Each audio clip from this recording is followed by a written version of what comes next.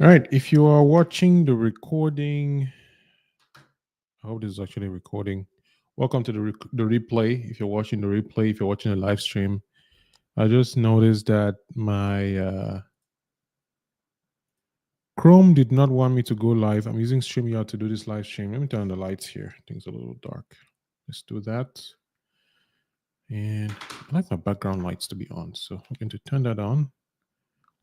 And we're going to take off. I was going to do live on, what's it called? On TikTok as well. So I haven't done this in a bit, so I'm just going to go and do that. Who's this person? Hey, welcome to the stream. This is going to work. I'm probably going to unlist this once it's done, only because I think live streams tend to go all over the place for me anyway. If you're hearing me, please let me know if you can hear me. Hey, someone liked the stream already. Who's that? Hey, Tommy Villarreal. Tommy, are you watching? It's been a minute. It's been a minute. I haven't been posting on social media for a bit, which, as much as I love the internet, I tend to always find a way to disappear and come back at some point. Let's see. I want to go live on TikTok here. I'm using the same microphone, so it shouldn't cause any problems. I'm going to call this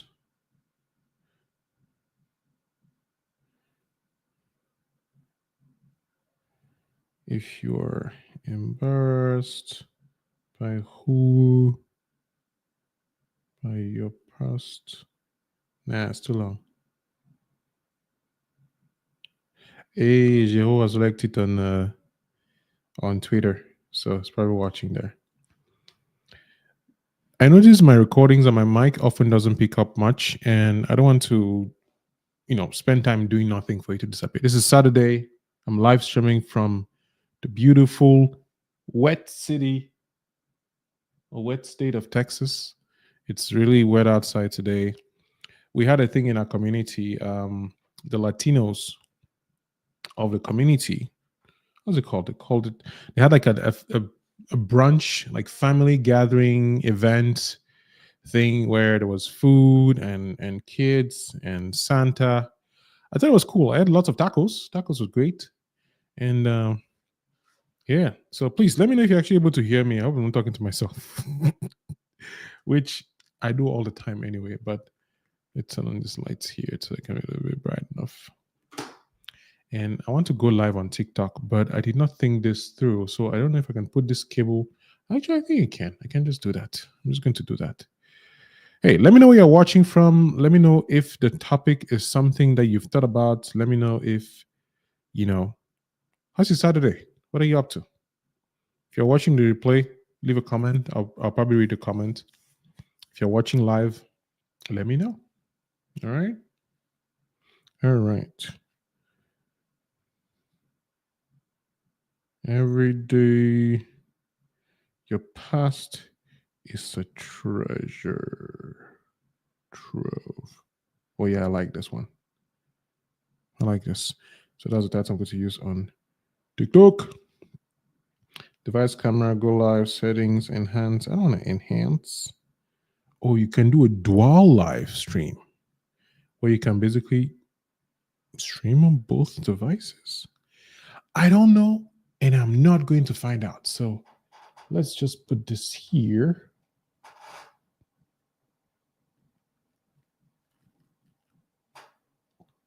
This is actually really cool. And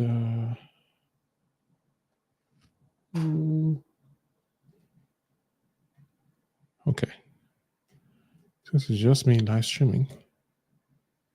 There you go. Well, sort of mildly. I'm going to move this a little bit and try to figure it out. If my phone falls, and that will not be fun for my device that I'm trying not to buy a new phone.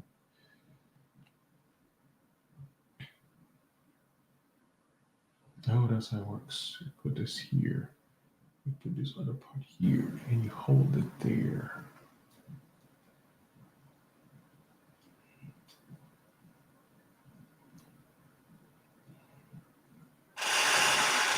Yeah, it's not good enough. I need to pull this down a little bit.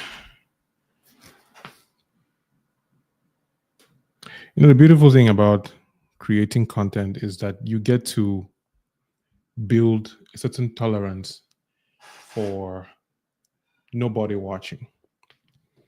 Putting yourself online, putting yourself on the internet, and is one of the great tests of whether you actually have what it takes to be successful in this particular area, not like life in general. I'm not going to tell you that if you're not creating content, you're not going to be successful in life. That's not true. It's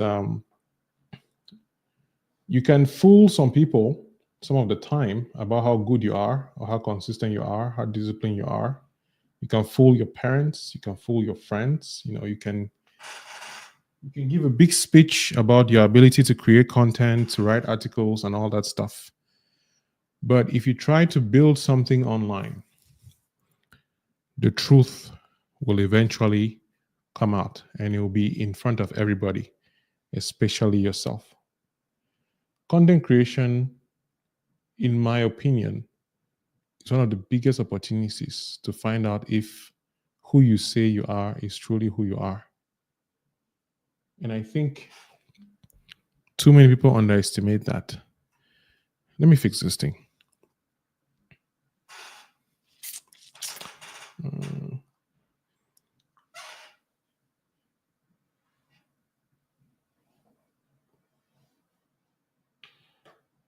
Now that nobody's watching is like the best time for me to do what I'm trying to do here. So I'm going to turn off my camera and stand up. How do I turn on my camera again? Actually, I know. Let me see. What I'll do is, wait, can I? Nah, it's not working. I'll just disable the preview. Oh, wait. Is it working? If I disable the preview, would it go away? No, it's not going away. It's still there.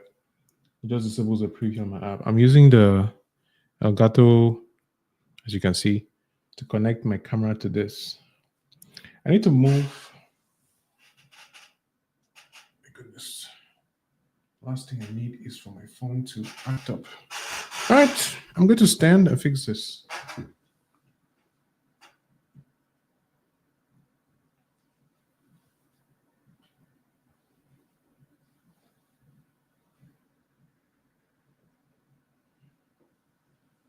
Okay, if I do that, and then I do, there you go. Thank you. Thank you for watching, love.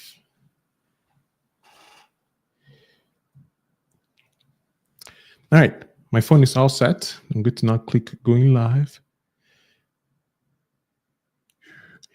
I need to brighten this because I cannot see what I'm even talking about.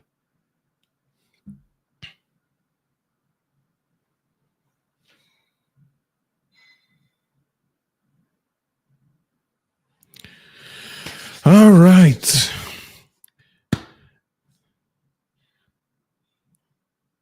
All right, I think we've been live for the past 9 minutes. We have 4 people watching, and one of them is definitely my lovely companion for life. I'm sure I'm streaming on TikTok as well. I think I'm getting people to come in. Please, if you're watching this, let me know where you're watching from. Leave a comment so I can know that other human beings are here, apart from my household. And I want to talk about this topic, which is if you don't feel somewhat embarrassed by your past self, you're probably not growing.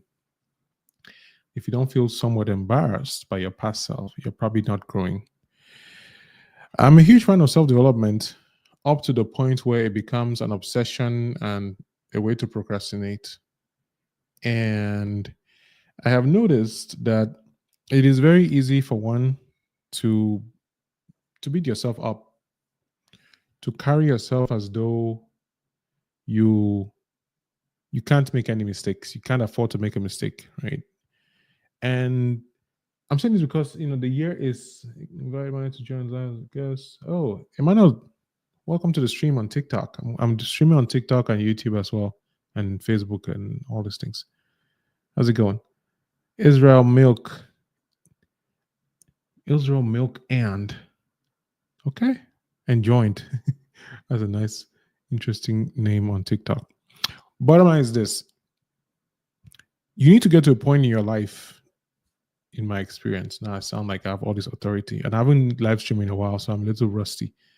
But whenever you get a chance to look at your life from the past, to review some of the things that you've done, the decisions that you've made, the relationships that you've had, if you don't look back and low key regret some of the things that you've done, some of the decisions that you've made, then you're probably not growing.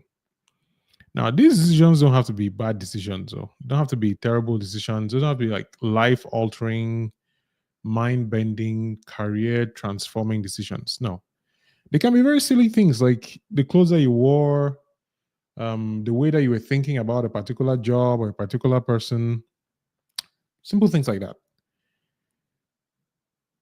You grow when you're able to look back and see the things that you made, the things that you did and said that were mistakes. You know that you're growing when you can reflect on your life and see the different areas where you could have done better in the past. And what this means is that you know better now. You are a lot more mature, a lot more knowledgeable. You've grown, you are more capable, and you're able to make different decisions. That's it. That's pretty much it. Because as the year closes, right, it's easy to look back and think about the first things that you said at the beginning of January, the first goals that you had, and maybe regret. Maybe you bit more than you could chew. Maybe things didn't work out because you had plans to, I don't know, start a business, travel, get married. You threw out this esoteric goals that had no basis to be thrown out in the first place. You know, you didn't have a plan. You didn't. The stars did not align in accordance to what you thought was going to happen. And so you might be feeling bad. You might be regretting or thinking that God doesn't love you or that God is not watching or anything like that. But no, what I want to tell you today is that your past is a treasure trove. Your past is a place that you can go to through reflection, through journaling, through therapy. You can go to this place which you existed and extract knowledge from it, extract information, extract lessons. And some of those lessons will make you feel embarrassed by the way that you're moving, by the way that you were thinking through things, the decisions that you made, even the goals that you set for yourself. Some of those decisions, some of those actions that you took, you would not like them. And I think it's important for you to look back at those times and actually feel good, feel proud. The ability to be able to look back and see the mistakes that you made is a sure sign of growth.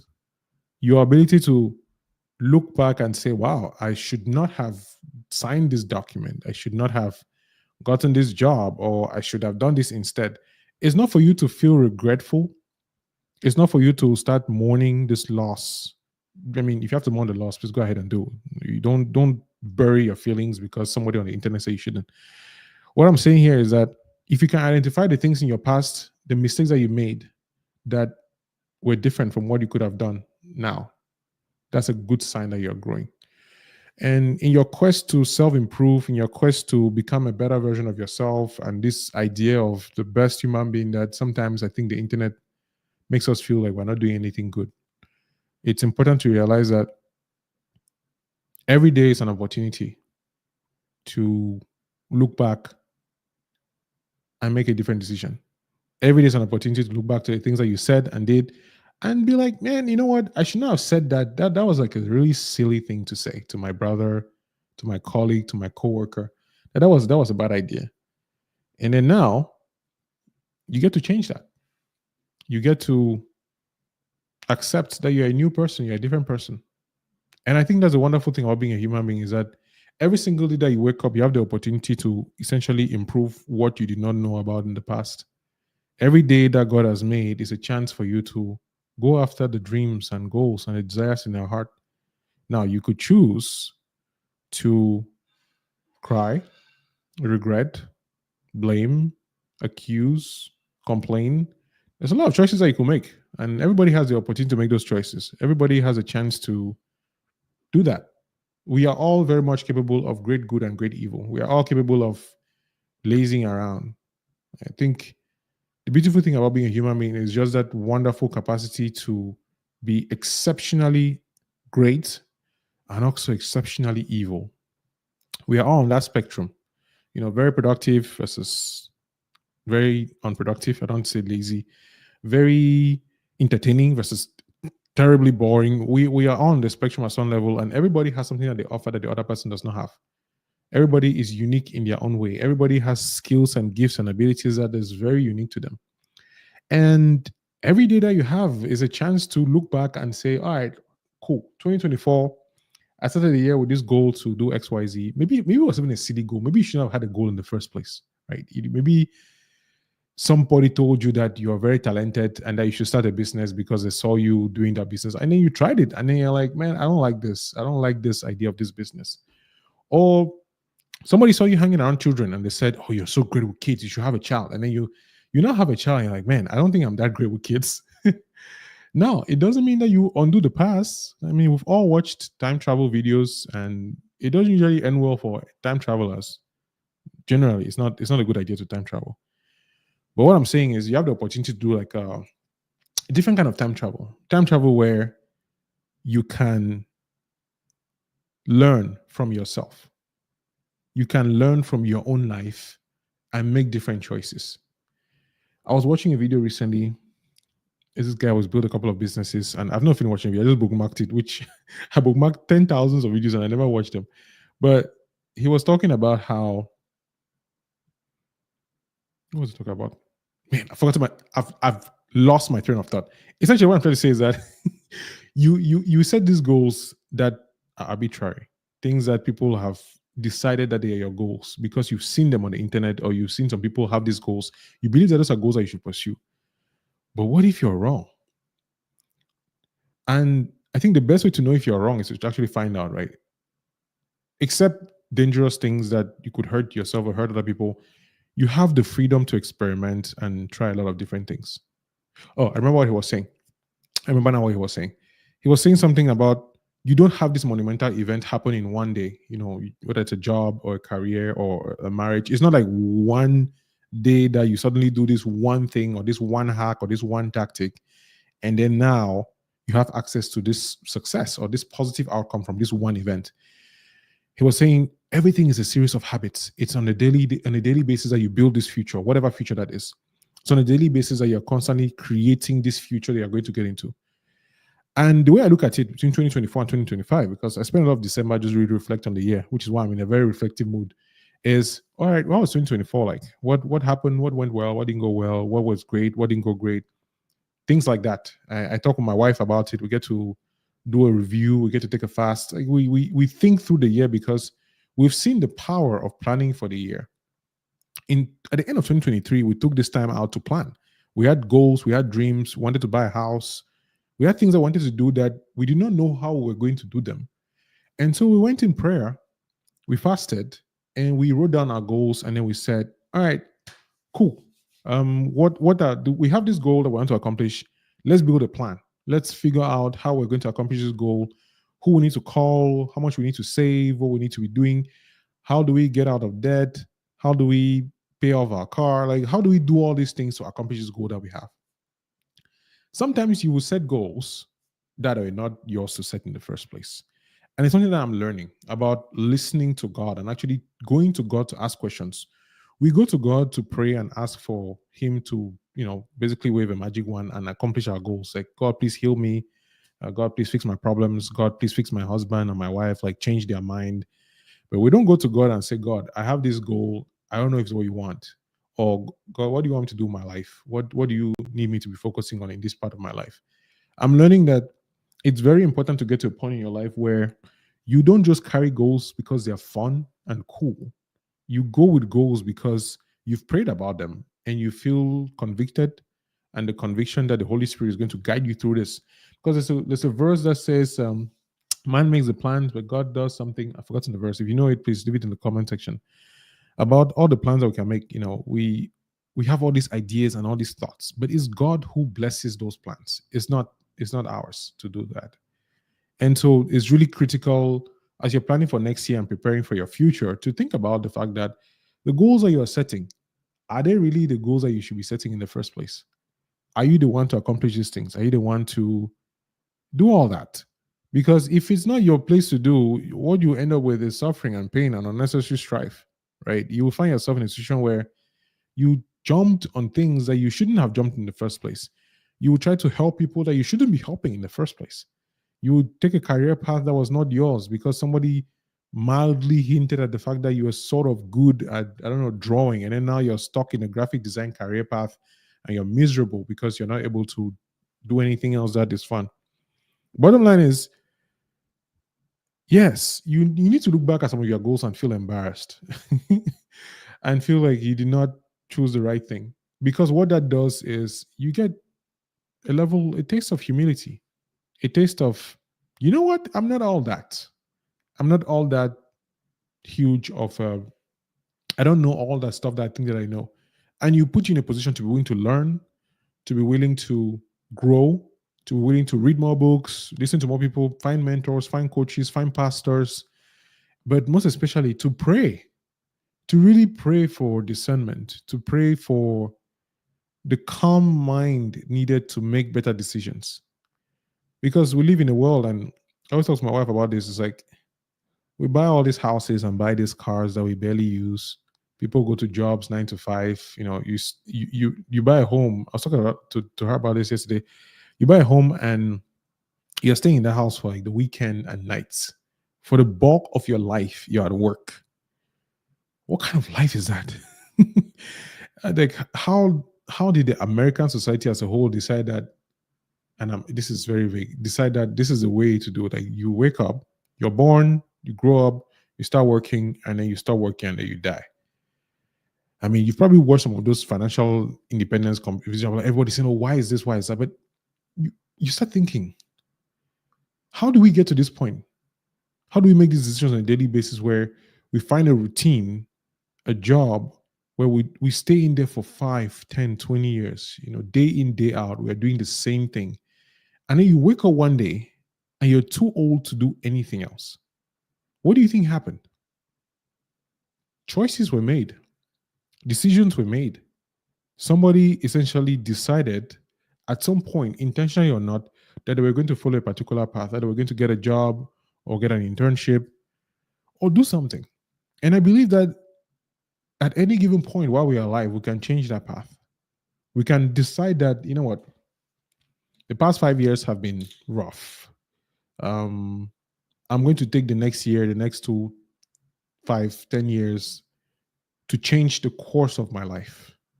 Because complaining about it won't change it, crying about it won't change it. So there's no point. But having hope and having belief and having the courage. I think of Joshua sometimes, right? Joshua in the Bible, who, when Joshua was called, he was one of the 2 people who, when they went to go and look at the children of Israel, they were looking at this enemy they were going to attack. And everybody came and was like, oh man, these people are powerful. They will look like grasshoppers in front of them. And Joshua, son of Nun, and Caleb, they were the only ones who said, nah, bruh. Those guys, we have the Lord on our side. We can do it. And so as much as I talk about learning from your past and growth and all this self-improvement thing, I know a huge part of this whole journey is to have the courage. Because Moses, I don't know if Moses was Lord kept telling Joshua, be strong and of good courage. Be strong and of good courage. At least like 3 times it was told, be strong and of good courage because the Lord is with you.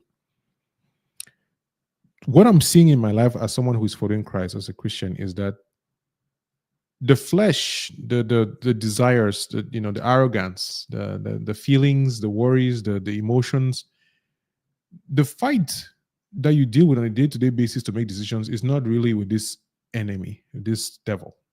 It's with you, who can easily succumb to the temptations of the devil. Because you were sent with a purpose. There is a dream, there is a goal, there is something that God wants to use you to do.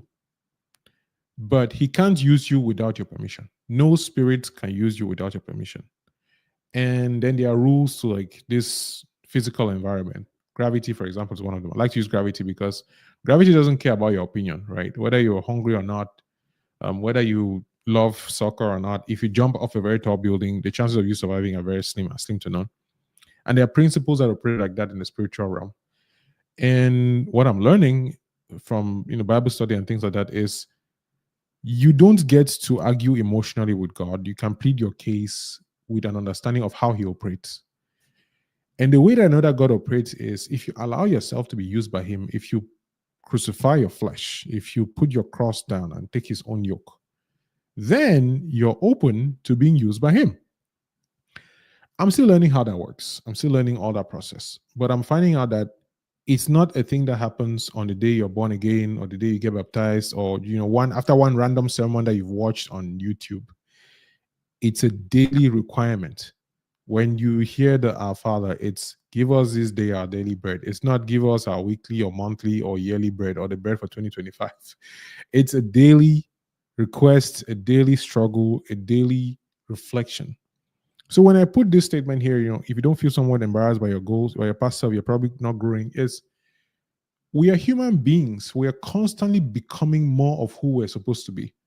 When you see a child could grow up to be an architect, could grow up to be a stay-at-home mom, stay-at-home dad. A child could become anything, but that child is still becoming. I think we, people who somewhat reason, adults, when you get a certain age, we forget that the capacity to grow does not stop because now you can speak and walk and cook for yourself and take care of your house. It doesn't. And the capacity to make mistakes too does not go away because you've read a few books or watched a few YouTube videos. It does not. We still have the same capacity to grow, the same capacity to learn, the same capacity to make mistakes and do very silly things. And so we should be able to look at our past and look at what did we do that worked well? Let's do more of that. Or what did we do that didn't work well? Let's do less of that. Dan Cole talks about this idea of the anti-vision. I've mentioned it a few times because I think it's really cool. Sometimes when you ask people, what do you want to do with your life? What are your goals and things like that? It's like a lot of pressure. People, it's anxiety defining for people where it's like, why? I don't even know what I'm going to eat tomorrow. What are you asking me what I'm going to do in 5 years? Sometimes I get it. Sometimes I don't. But the thing that Dan Cole says that I think is really great is if you can't think of what you want, think of what you don't want. So if you cannot envisage the future that you want, well, envisage a future that you don't want. Envisage a future that is scary. And he calls it an anti-vision. I don't know if he's the one who came up with it or from somewhere else. The anti-vision creates, it's like a repelling force. If you want to wake up early in the morning and you don't have the desire, you're not filled with like positive energy about waking up in the cold when everyone is sleeping. Think of what happens when you don't wake up in the morning to work on your projects. You can't build that business, you can't work out, and you end up 50-year-old in a hospital with broken body because you were not able to build the body that will sustain you in your old age. Think of not being able to take care of your parents. If you love your parents, which I think most people do, and you want to be able to retire your mom or your dad in the future, and you're like, man, if I keep going in this particular trajectory, this particular path, will I be able to actually accomplish those goals? If I keep doing this, now the ultimate one for the majority of Christians is not, getting eternal life. And something my wife says sometimes that I think is very relevant is we often just skip to the end. We skip to the end. I don't know what's happening on YouTube. So my camera is dead. But anyway, we'll continue on TikTok. We skip to the end. Oh, I think it's dead. Oh, if you're watching on YouTube, Facebook, etc.,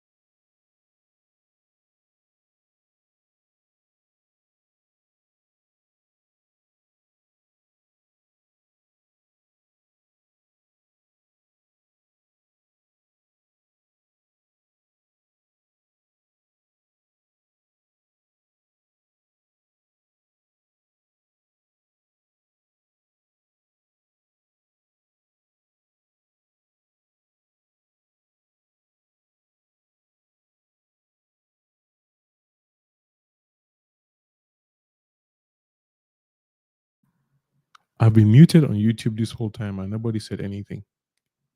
Hey, it is what it is. Oh well. So that's the stream. It's been 32 minutes. I'm going to go out now because I'm tired of talking to myself. It feels very weird. But yeah, I'll be back at some point to talk more. I'll see you next time. Thanks for stopping by. Everyone who listened. And I honestly don't know what you guys thought about this because nobody has said anything, which I think is pretty interesting. Unless I'm just missing all the comments that have been said. But I see people have joined and not said anything. Let me see here.